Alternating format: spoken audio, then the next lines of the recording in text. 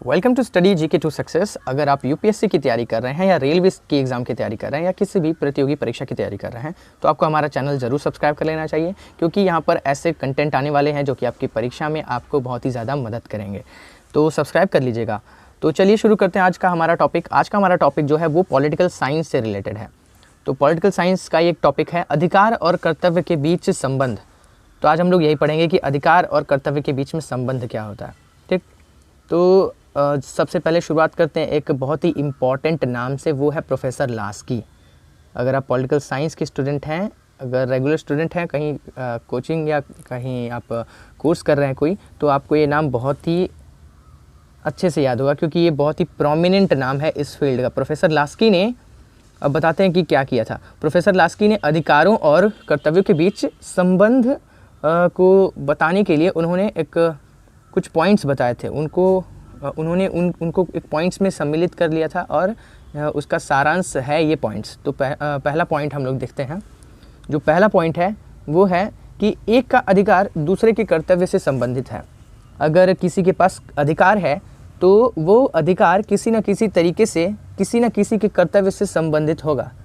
अगर आपके पास कोई अधिकार है तो वो किसी न किसी तरीके से किसी के कर्तव्य से संबंधित हो सकता है वो आपका ही कर्तव्य हो सकता है वो किसी और का कर्तव्य हो। एग्जाम्पल के ज़रिए हम लोग समझते हैं।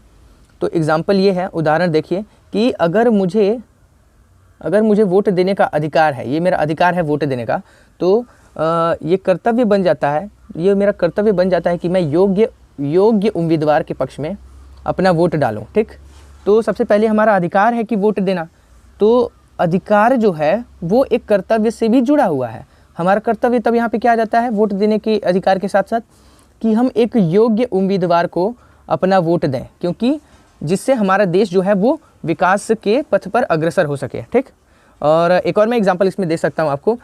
जैसे कि मैंने बताया कि आपका अधिकार आपके कर्तव्य से संबंधित है। कई बार ऐसा होता है कि जो अधिकार है आपका वो दूसरों के कर्तव्य से भी संबंधित हो जाता है। जैसे कि अगर आपका अधिकार है कि राइट टू स्पीच, आपको कुछ भी बोलने का, अपने आप को एक्सप्रेस करने का एक अधिकार है कि आप बोल सकते हैं, कुछ भी अपनी बातें रख सकते हैं। तो साथ ही साथ ये दूसरे का कर्तव्य बन जाता है, आपका ये दूसरे का कर्तव्य बन जाता है, यही अधिकार का, कि आपके अधिकार को वो छीनना, आपके अधिकार को किसी भी तरीके से आपको उसको भंग ना करें, आपकी आवाज़ को न दबाई जाए। ठीक, तो आपको समझ में आ गया होगा, आशा करता हूँ। तो अब चलिए, अब हम लोग अपने दूसरे टॉपिक पर आते हैं।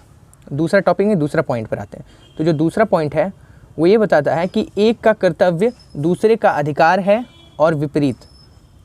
ध्यान दीजिएगा कि एक का कर्तव्य दूसरे का अधिकार है और इसके विपरीत। विपरीत का मतलब ये हुआ एक का कर्तव्य जो है वो दूसरे का अधिकार है, और विपरीत का मतलब कि एक का अधिकार जो है वो दूसरे का कर्तव्य भी होता है। ठीक, तो आपको लग रहा होगा कि ये दूसरा वाला पॉइंट है वो पहले पॉइंट से थोड़ा सिमिलर होगा। हाँ, सिमिलर है, लेकिन इसमें थोड़ा अंतर भी है। अंतर क्या है?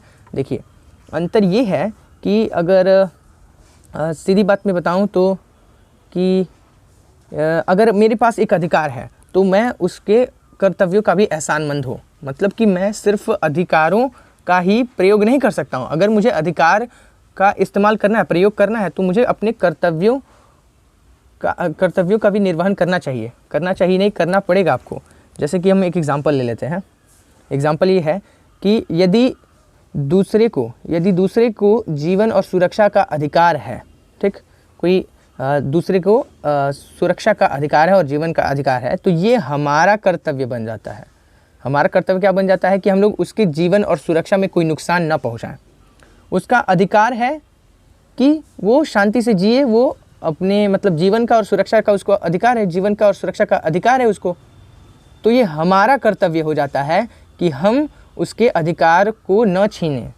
ये पहले पॉइंट से थोड़ा सिमिलर है, तो समझिएगा यहाँ पे कि हम लोग उसके अधिकार का जो मतलब हनन न करें, ये हमारा कर्तव्य है।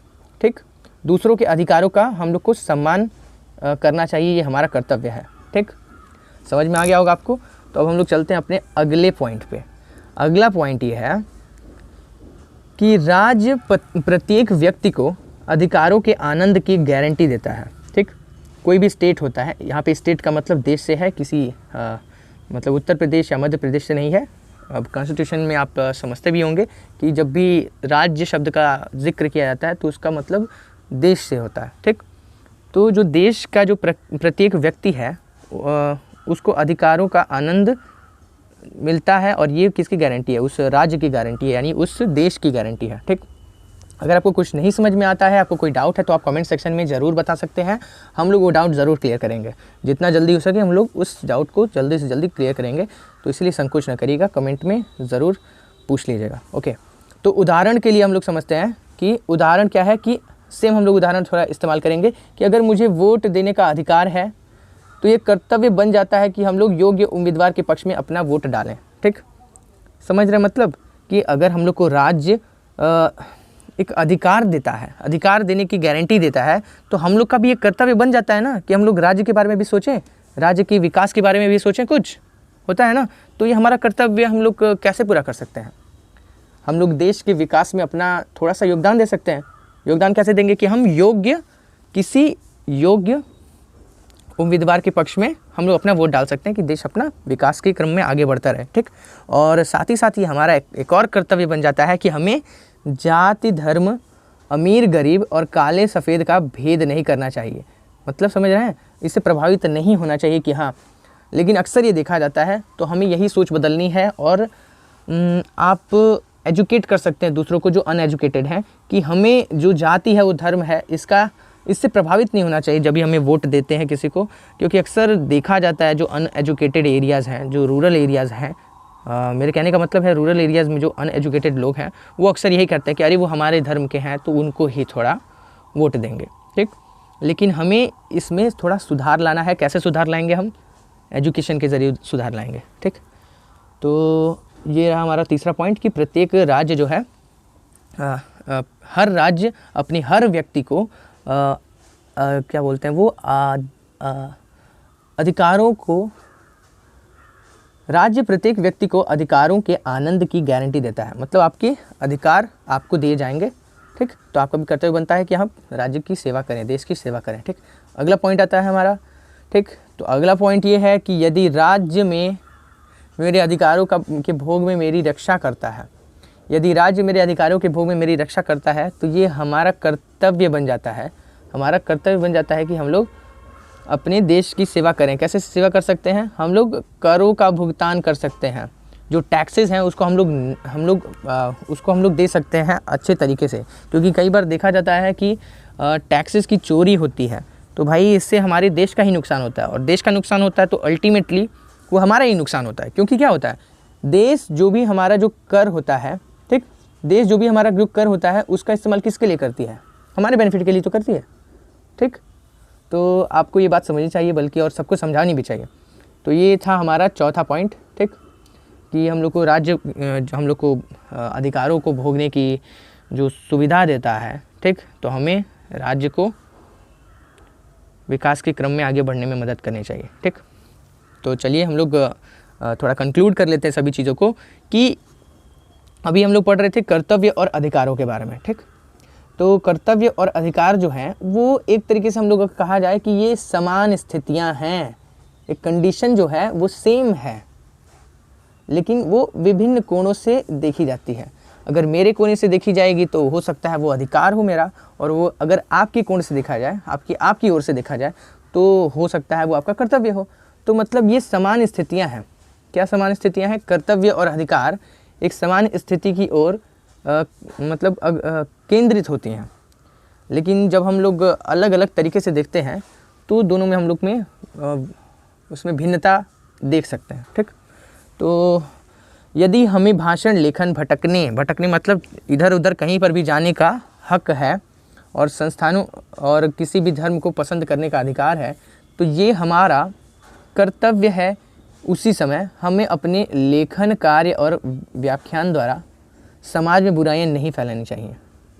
देखिए क्या है इसमें, देखिए अब हमें राइट है, हमारा जो अधिकार है कि हम बोल सकते हैं, लिख सकते हैं, कुछ भी, हम लोग कहीं पर भी जा सकते हैं, किसी भी संस्थान या किसी भी धर्म को हम लोग फॉलो कर सकते हैं।